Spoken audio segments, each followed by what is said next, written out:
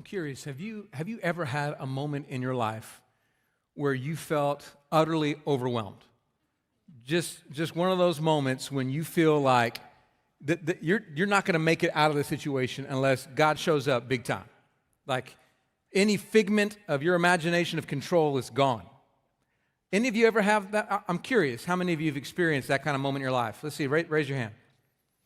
Okay, if you didn't raise your hand, either you're just a hard-hearted snake that won't do what I say, or you're some kind of miracle worker. I don't know how you've lived life without these overwhelming moments. I've had a bazillion of them, and everyone I've talked to has had a bunch of them. Times where you just feel like, God, show up or I'm sunk. I can't handle this. I'm curious how you respond when those moments happen. And I also believe there are probably many of you, literally hundreds of you, either in the room or watching online, where this is your story right now. You are here listening to this sermon and you are overwhelmed in what's going on in your life. Maybe you're facing some kind of really tough decision and you got no clue what decision to make, and you feel like everything hangs in the balance of making a good decision right now and you're overwhelmed by it. There are some of you right now, you're watching online, and the reason you're watching online is because you're so sick, you couldn't come to be with the gathering of the church, and it's overwhelming. You don't know what's going to happen on the other end of this. Or maybe you have a loved one who's sick, and they're doing terrible, and right now your heart's breaking because you want them to be well, and you're praying for them, and nothing seems to be happening. Maybe there's some of you, and you've lost a loved one recently, and the pain of getting up every single day is so arduous, you can barely make it out of bed, and it doesn't seem like it's getting any easier. And you're going, God, I can't make it. Maybe there's some kind of financial crisis you're in right now where you know money's going to run out at the end of the month, and the month isn't that far away. Maybe some of you have a relationship struggle. Your marriage is about to fall apart, and you know it. Or maybe you have an issue with one of your kids or your parents or somebody, a friendship, and it's just on the rocks, and you just feel overwhelmed by it. Or maybe it has nothing to do with it I've just spoken, but you got something and you brought it with you right now to this moment and you feel overwhelmed and you're wondering what's going to happen in your life. If that's you, I've got news for you. This sermon is specifically designed for you. God has a message for you today. He wants to speak to you. And what he wants to tell you is that you have just been given a unique opportunity to delight God himself through your faith. I know it doesn't feel like an opportunity, but what you're going through right now is an opportunity to delight God through your faith. If you know what Hebrews 11:6 says, it says, without faith, it is impossible to please God. But let me tell you the reverse side of that. With faith, it is possible for mere human beings to delight the very heart of God himself. In fact, it's one of the chief characteristics of Jesus that I want us to dig in today. So if you were here last week, we started this sermon series like Jesus, where we're looking at 12 characteristics of Jesus, and I'm going to want you to write them all down. If you didn't hear last week, go back and listen to it. I talked about how Jesus leveraged everything for eternity. This week, we're going to move on to the second characteristic you see in Jesus as you read the four Gospels, Matthew, Mark, Luke, and John, the first four books of the New Testament. Remember, I taught you that these are four accounts of the same story, the birth, the life, the death, and the resurrection of Jesus Christ from different perspectives, all on the same story. In these four stories, when you read them, you see characteristics of Jesus. And so the second one you see pertains to faith. And it's so supremely important. So I want you to write it down. I want you to memorize it, learn it. Here's what it is. Jesus celebrated the collision of humility and faith. Go ahead and write that down. Take a picture of it. Do whatever you need to do. Remember this one. This is so important. Jesus celebrated the collision, and I chose that word very specifically, the collision of humility and faith, because oftentimes those have to collide together inside of us because they can almost feel oppositional, and I'll explain why in a moment. But Jesus celebrated it when he saw somebody and they had humility and they had faith coming together in the same person. If you remember the sermon series, I told you this is about aligning with Jesus, this whole Like Jesus sermon series. How do we celebrate what Jesus celebrated? How do we weep over what Jesus wept over? So this is one of the very things that he celebrated when he saw humility and faith come together in a person. Probably the most definitive story of that in the entire New Testament is in the Gospel of Matthew, chapter 8. So if you have your Bible, if you have it on the app on your phone, you brought your actual physical Bible with you, I'd love for you to turn with me to the first book in the New Testament, the Gospel of Matthew. Find chapter 8. And in chapter 8, we're going to read a few verses. But before I read them, let me go ahead and catch you up to the scene here. So at this point, by Matthew 8, Jesus has already called his 12 disciples to be with him. He's already cast out a few demons. He's already healed a few sick. He's already done some miracles. So they know he's a supernatural being. But in this moment, Jesus is about to meet the most remarkable man of faith he has ever met. And the crazy thing is, we don't even know this guy's name. He's an unnamed Roman soldier. Matthew chapter 8, beginning in verse 5. And I'm just going to read a little bit and pick apart the story as we go. Starting in verse 5. When talking about Jesus, when Jesus had entered Capernaum, a centurion came forward to him, appealing to him, "Lord, my servant is lying paralyzed at home, suffering terribly." Now, I'm going to pause right there at the very beginning. There's some people you got to set up in the story. First of all, you got Jesus. Obviously, we're going to talk a lot about Jesus. But then you got this centurion soldier. Now, a centurion, if you don't know how it worked back in Roman times, was an officer in the Roman occupational army. So the kingdom of Rome was expansive. It was the largest world power back at the time of Jesus. And they had entered into a bunch of different territories, conquered them, and left an occupational army in those territories to keep control, to squelch any rebellions, to tax the people, to make sure Rome had power and money. And so this centurion was an occupational soldier under the kingdom of Rome, and he was a centurion. Think of the word century, 100. He had 100 soldiers under his troop. So this was a highly respected soldier in the Roman army. Now let me tell you what we know historically about Roman soldiers. They were punks. They were cruel. They were mean. They treated their own soldiers like dogs, much less everybody else around them. They were known for extorting people, getting rich off the taxation of the people. They would ride in on their big steed, and they would, if there was any kind of rebellion, they punished it quickly and swiftly with death. They didn't treat people lightly. These Jewish people hated these Roman occupational soldiers, and especially these centurions, these uppity people who were in charge of 100 other soldiers, these officers in the Roman army. They were loathed and hated by the people, feared and revered by other Gentiles. And yet this particular centurion is very different than the story we know about most centurions. Now, you don't hear it in Matthew, so you actually have to flip over 2 books. So keep your place in Matthew. I want you to flip over past Mark into the Gospel of Luke. I want to be in chapter 7. I want to read verses 3 through 5 because I want you to see a little more description about this unusual centurion soldier.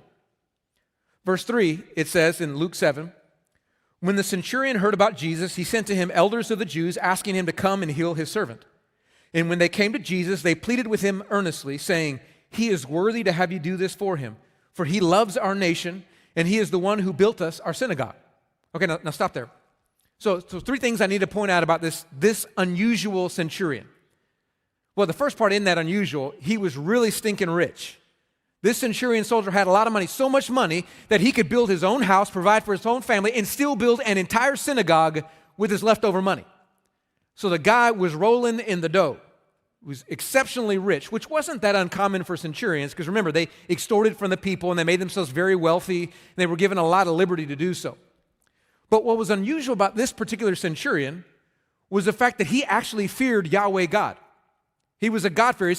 They say he loves our nation, and he built our synagogue. So he used all his extra money, not to go buy a boat, not to have a house in Italy. He used his extra money to buy a synagogue for his own city because he feared God.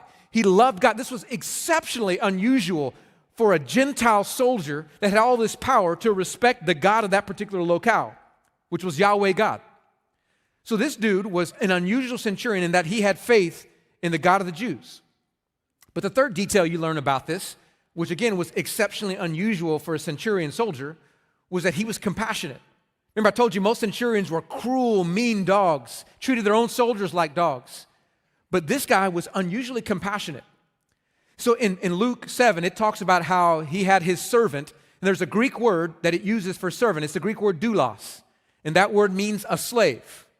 This is not like a maid or a butler in the house. This was a slave. And centurions were known for mistreating their slaves. If they treated their soldiers like dogs, they treated their slaves like fleas on those dogs. Expendable animals they could get just rid of. If they got sick, you just cast them outside to die. Unbelievably cruel accounts of how centurions treated their slaves. And yet, if you go back to the Gospel of Matthew, in chapter 8, we read already, it says that he went to Jesus saying, "My servant, my slave, he's lying paralyzed at home, suffering terribly." In other words, he is compassionate. He sees his servant when other centurions would just cast him out to die, and his heart breaks, and he goes, my servant is suffering. I got to do something about it. So much so that he runs to Jesus to find help. Unusually compassionate, God-fearing man. So for whatever reason, his characteristics caught the attention of Jesus, and Jesus decided he was going to do something about it. Listen to his response as we keep on in verse 7. It says, and he, again, talking about Jesus, and Jesus said to him, I will come and heal him. But the centurion replied, Lord, I am not worthy to have you come under my roof, but only say the word and my servant will be healed. Okay, I want to stop there again. And I want to say, you just witnessed two remarkable things take place, but you might have missed it because it happened so quickly. What you just saw are the two most important characteristics to see the miraculous power of God in your life. The two things that you have to have if you want to see the miracles of God. Humility and faith sandwiched together. Two sides of the same coin found in the same person. You saw that, and I got to walk through each one of them because I believe if you miss what he did, you're going to miss the power that he saw. So the first thing is humility. So Jesus said, I'm going to come over to your house. I'll come heal your servant. And this centurion soldier says, no, I'm not worthy to have you come under my roof. Now, the reason why he was saying that is because this centurion soldier, as a God-fearer, knew the Jewish culture, and he knew that if a Jew came under his roof, the roof of a Gentile home, he would immediately be defiled, according to the law of Moses. So he couldn't go under this centurion soldier's roof without being defiled. And so this centurion soldier, out of respect for Jesus, says, I'm not worthy to have you come defile yourself under my roof. But stop and think about it just for a moment. If anybody should have been worthy for a Jew to defile themselves for somebody else, it would be this God-fearing, powerful man who built the whole synagogue for the city. This guy should have been worthy. In fact, if you were to go over to Luke again and read the chapter 7 passage, what you would see is verbatim, the Jewish elders say, he is worthy for you to go do this. So these Jewish elders go to Jesus and say, he is worthy for you to go defile yourself under his roof. He's that important to us. And if you put it in context, Jesus at this moment is only known as the son of a peasant Jewish carpenter.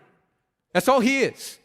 No one knows who he really is. And here you have this powerful centurion soldier who looks at Jesus and says, I'm not worthy to have you come. You, son of a peasant carpenter, I'm not worthy to have you come under my roof. So as a side, when you see that humility, you ask the question, well, where does it come from? I mean, was this some kind of like false humility? Is he just being like pretending to be humble? Well, listen, Jesus never would have responded to him if he was pretending to be humble. He had genuine humility. To which you might ask, well, where did that humility come from? If he's so powerful, so rich, so strong and revered by others. The answer is simple. It came from him comparing himself to Jesus. When he compared himself to who he knew Jesus to be, he realized he was not worthy to have Jesus come under his roof. Now, it's interesting if you think about your own sense of worth. I don't know if you've ever thought about it before, but our sense of worth is derived from how we compare ourselves to other people. It's always been that way. If we compare ourselves to somebody who's pretty screwed up, is what we like to do, we feel a lot better about ourselves. And so we tend to do that. So I love playing basketball in my front yard with my kids. We've got a driveway with a basketball goal. And we like to play pig and horse and games like that. And I want you to know, I slaughter my kids most of the time. I don't let them win. If they're going to beat me in horse, they're going to have to really beat me. My 11-year-old daughter will play, and I'll just slap the ball out of her hand. I'm not going to let her win. I'm going to teach my kids to compete. So I dominate almost every time we play. Rarely even get a letter. And I look like a professional NBA player with my kids. I'm just whoosh, swishing it. It's pretty incredible. And my kids, that's why I like playing. They go like, Daddy, you're so athletic. I'm like, yeah, I am pretty amazing. What can I say? My kids have a high regard for my basketball playing skills. And they would keep that high regard until I went onto the basketball court and King James came out, LeBron himself, and he and I played one-on-one. Or he and I played pig. It would not go well. He'd be going whack, slapping the ball out of my hand each time. He'd be running circles around me. He'd be 500 to nothing. And my kids would look on and go, well, maybe he's not NBA quality after all. They would see the true me if I compared myself to greatness not to my kids, which my kids are great, don't hear me wrong, just they're still working on their jump shot. We do the same thing, though. When we compare ourselves, we like to find the axe murderer and go, yeah, man, compared to him, I'm pretty good. We want to feel better about ourselves, so we compare ourselves to people who are worse than us. But if we would ever stop and compare ourselves to Jesus himself, the fullness of God in bodily form, all of a sudden we too would say, we are not worthy. Let me tell you why that matters, specifically when it comes to faith. Unless you have a proper perspective of how broken you are compared to Jesus, you might accidentally start making demands of Jesus. And let me tell you this, Jesus ain't nobody's genie. He is not at our beck and call. We don't get to tell him, do this, you're going to do this. When I pray, you're going to make this happen. You need humility enough to say, Jesus, I'm not even worthy for you to be concerned about my needs. I'm not even worthy for you to come under this roof of my heart. I'm not even worthy for you to be concerned about what I'm going through right now. I'm not worthy. But I still believe you want to do something about it. So what I love about the centurion soldier is he didn't stop with just, I'm not worthy. He could have. By the way, he was in the middle of a rock and a hard place in this situation. If you think about it, so here he is. He's a Gentile. He knows Jesus is a Jew. As a Jew, he knows he's not worthy to have Jesus come defile himself under his roof. But here's the rub. He knows his servant is so fragile that if he tries to pick him up and take him outside of Jesus, his servant is going to die. And so it's over. There's nothing to be done about it. And he could have just said, I'm not worthy. Jesus, don't even waste your time with me. Just forget it. It's impossible. This situation's over. But he doesn't do that. He lets his faith collide with his humility. And he says, I'm not worthy to have you come to my roof. But Jesus, don't worry about it. It's not a problem for you. You just say the word and my servant will be healed. Now listen, I know you don't understand the magnitude of that statement right there because I didn't understand it till I really dug into the passage and realized something.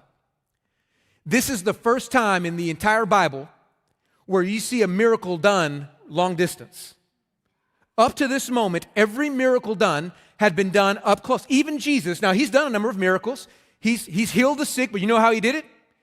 He put his hand on the sick person, prayed over, and they were healed. He cast out demons. You know how he did it? He got up right up to them, touched them, cast out the demon. There was a leper. You know how he cast out the leprosy? He touched the leper, and the leper was healed. He was always right there doing the miracles. This followed suit from the Old Testament. You go back to the Old Testament and look at all the miracles that are done. How did Moses part the Red Sea? He stood right at the edge with his staff in his hand and put it down. He had to be right there for the waters to part. How did Elijah raise up the widow's son? Go read the story again. He had to lay on top of the dude.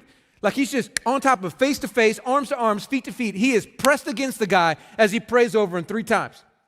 You had to be right there for a miracle to happen. The miracle worker had to have proximity. That was the whole paradigm, which is why the Jewish elders are saying, Jesus, you need to go defile yourself in his home, because the only way, you've done miracles, Jesus, we know this, but you're going to have to be inside his home to do this miracle, because there's no other way for it to happen. And then you have this centurion, Gentile, who sees the situation, says, I'm not worthy to have you come to my house, but Jesus, that ain't no problem for you. Those rules don't apply to you. You just say the word, and my servant's going to be healed. This is incredible faith. This guy says, Jesus, there's nothing impossible for you. There are no limitations for you. You don't have to go to my house. You can do long distance miracles.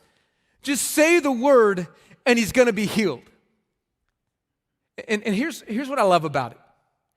He's setting a model for you and me. There are some of you here this morning and you desperately need to see the miracles of God in your life. You need to see God move in power. And it's going to require this kind of faith. A kind of faith that says, Jesus, there is nothing impossible for you. To which you say back to me, well, where in the world do I get that kind of faith? Jason, I can't just fake it. I know faith isn't a fake it till you make it kind of endeavor. So where do I get that kind of faith? Well, you get it the same place the centurion got it from. By understanding the concept of authority. If you move to the next verse, you're going to see where this centurion got all his faith. He knew the authority Jesus had. Moving on. Verse 9. He says, for I too am a man under authority with soldiers under me. And I say to one, go, and he goes, and to another, come, and he comes, and to my servant, do this, and he does it. So he's talking about the authority that takes place in the military. Now, I want you to know, I didn't have much familiarity with military growing up until I married my wife, Virginia, and her dad is a retired colonel from the Air Force. The colonel's a pretty high-ranking officer in the Air Force.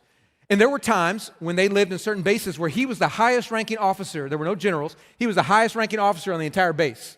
Let me tell you what that meant. Anything Colonel Jack said went.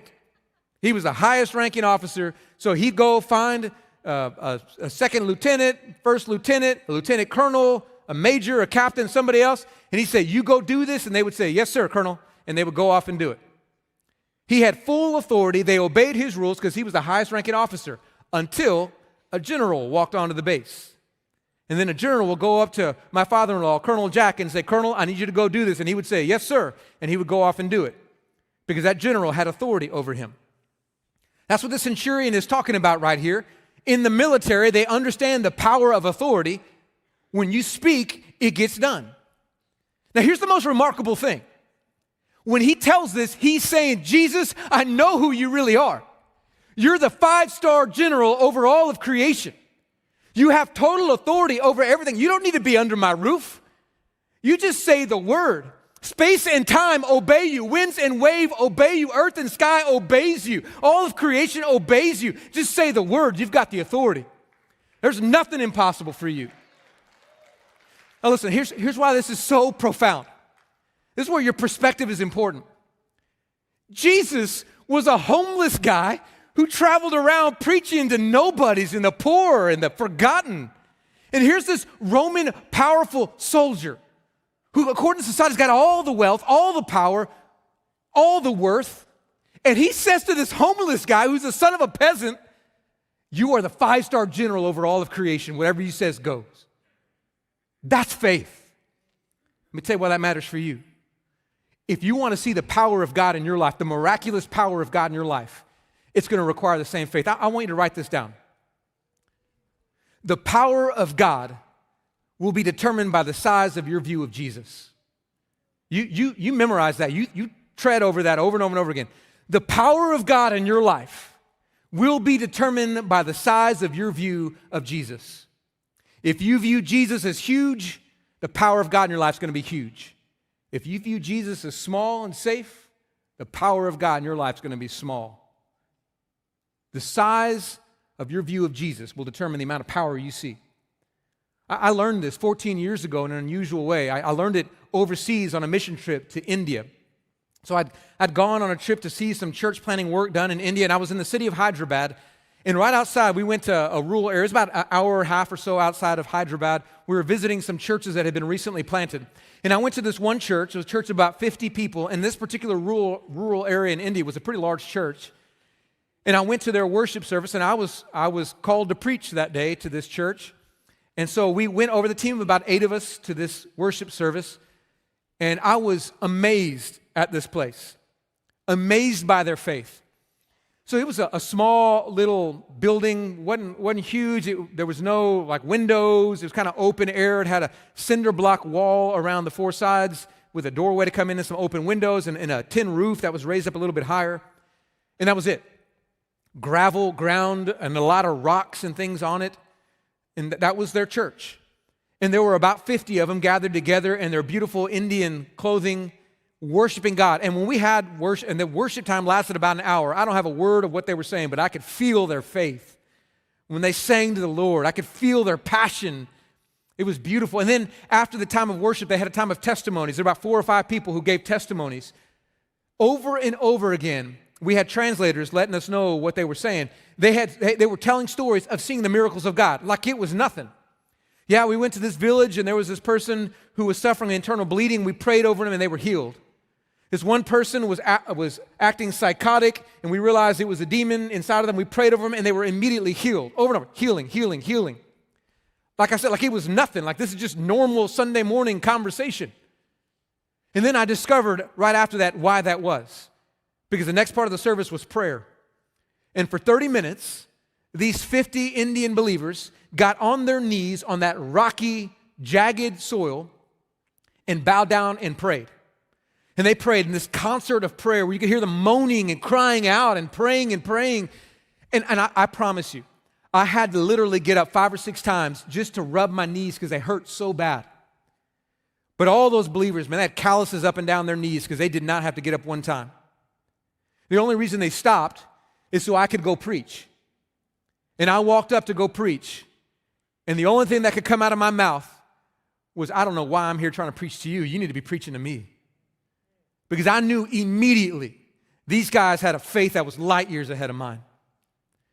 And I remember walking away from that church service thinking, like, why don't I see the power of God like these believers see? What is it that's stopping the power of God? And it hit me almost immediately as I thought it. It's because I don't view Jesus the way they view Jesus. I got to be honest, there are too many times when I view Jesus as my buddy I hang out with in the morning. There are too many times I view Jesus as somebody I study in a book. That's not how they view Jesus. They view Jesus as the supreme commander of the universe. And it didn't matter they didn't have any money, it didn't matter they had any political power, they had no resource. It didn't matter. They knew they had the supreme commander who was working on their behalf, so they expected miracles to take place. And I thought as I walked out of it, that's what it looks like. The power of God in our lives will be determined by the size of our view of Jesus. And the greater we see Jesus, the more we're going to see his power. That's what this centurion soldier had. He knew who Jesus really was. Didn't care if anybody else had it figured out or not, he knew who Jesus was. So he says, just say the word, and my servant will be healed. And what I love about this story is not only does Jesus do what this guy asks, but it says that it actually wows him when he does it. Stop and think about this for a moment. This guy wows Jesus, shocks Jesus. I mean, how hard is it to shock the Son of God? Doesn't he know everything? And yet it says Jesus is shocked. He's like, I mean, how do you make Jesus go mouth agape? You do it by faith. Look at the next verse after this guy declares this statement of the authority of Jesus. You move on to verse 10. It says, when Jesus heard this, he marveled and said to those who followed him, truly I tell you, with no one in Israel have I found such faith. I tell you, many will come from east and west and recline at table with Abraham, Isaac, and Jacob in the kingdom of heaven, while the sons of the kingdom will be thrown into the outer darkness, and in that place there will be weeping and gnashing of teeth. He says, I have not seen faith in anywhere in all of Israel like this centurion soldier. Okay, I'm going to pause right there because you probably just missed the slap that Jesus just gave everybody who was around him with that statement. Remember who's the one who brought Jesus to the centurion? It was the Jewish elders, the cream of the crop, the most important of the nation of Israel, and they're the ones leading Jesus to the centurion, and Jesus sees this centurion soldier's faith, and he says, none of you guys got faith like this Gentile over here. I haven't seen any kind of faith like this guy. And that's a bad enough face slap, but you want to know the even worse face slap? Was he had 12 hand-picked disciples around him. His 12 apostles were with him, all of them sons of the nation of Israel. And he says, I haven't found among any of you faith like this Gentile soldier. Slap. Jesus was not mincing words. He was trying to teach him something.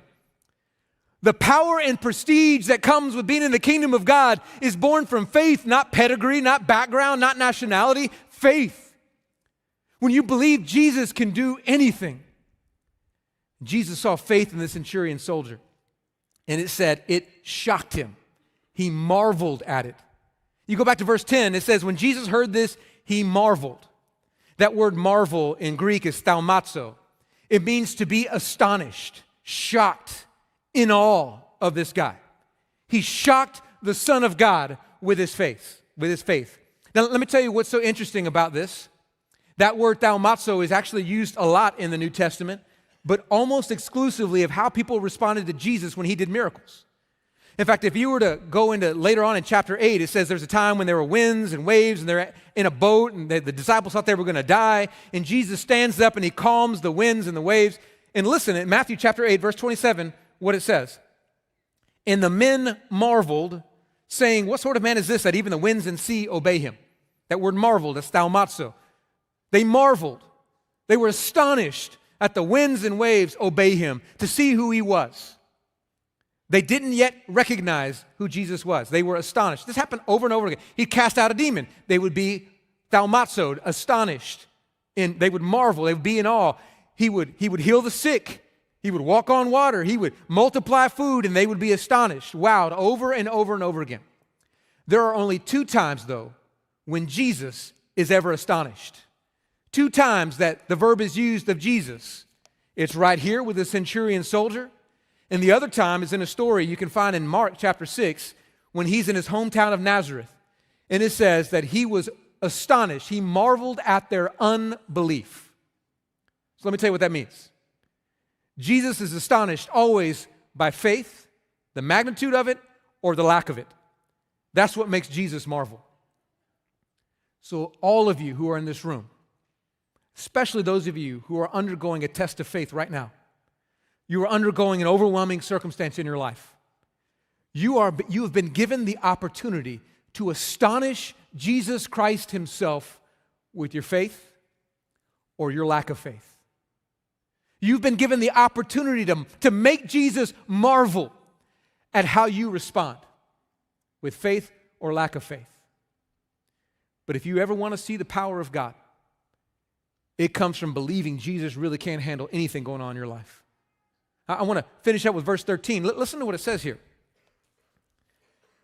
It says, and to the centurion, Jesus said, go, let it be done for you as you have believed.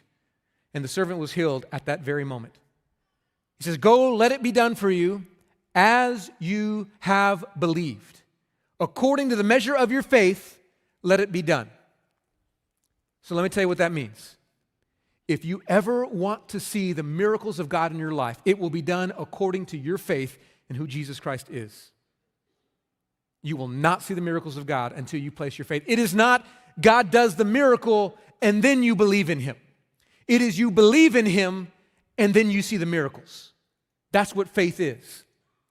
Now, I wish I didn't have to stop right now and make a little caveat to this, but I need to because I know the kind of environment we live in. Because there is a false gospel that goes around that says, listen, believe it, receive it, name it, claim it. It's called the health, wealth, and prosperity gospel. And I want to make sure you understand that is not what Jesus is talking about. That is not what I'm talking about. There is no, I get to tell Jesus what to do and he's got to do it if my faith is big enough. And there are too many people who say, well, if you're suffering, if you're sick, if you don't have money, if you're not successful, it's just because your faith is too small. If you had more faith, then all that stuff would be yours. Let me tell you why that's not true. Because that's not humility and faith together. Remember, the two have to collide inside of a person. And humility says, I make no demands of Jesus. He's the supreme commander, not me. A soldier doesn't tell the 5-star general what to do. The 5-star general tells a soldier what to do. So we don't go to Jesus and say, Jesus, you will do this, and I'm going to believe enough, and you're going to make this happen. Remember, Jesus ain't nobody's genie. He's not going to do what we tell him to do. We're going to do what he tells us to do. But at the same time, our humility collides with our faith, and we say, even so, I still believe, Jesus, you are a God of love. You are a God who cares about me. And though I'm not worthy, you are not limited by anything. So Jesus, I still bring my need before you and ask you to move, and I believe you can. Just say the word, Lord, and my circumstance will be changed. That's when faith and humility collide together, and that's when we begin to see the power of God. And here's the best part about it. It doesn't matter if Jesus does what you ask or not. You still get to delight Jesus himself just by your faith. Whether he answers or not, you delight Jesus because he is delighted when he sees humility and faith come together. We can please the very heart of God. And I think today, you need an opportunity to do that. I believe there are many of you who are here, and you need to see the miraculous power of God in your life. Maybe you need to change. You know you've been walking a pathway that's destructive and you're ready to change your life. You need to see the miracles of God. Those miracles can be yours. Maybe there's a situation going on in your life right now that you need God to intervene. God is ready to do miracles according to our faith in Jesus Christ. Now remember, we don't tell God what to do, but we trust him with everything. But it requires humility and faith. And so in a moment, I'm going to give you an opportunity to respond in humility and faith. I'm going to invite you, now don't get ready, this sermon ain't over yet. Don't get ready to move, but I'm going to invite you later to come down to the steps of this altar. These steps now are going to be an altar before Almighty God, before Jesus himself. And you may want to come and in humility bow down at these steps because you're bowing down before the King. And you're saying, I'm not worthy to even stand in your presence, but I bow down before you. But at the same time, my faith collides with my humility, and I say, even though I'm not worthy, I still bring my case before you, Jesus, because I know you've got the power to do something about it. And you may need to respond in faith.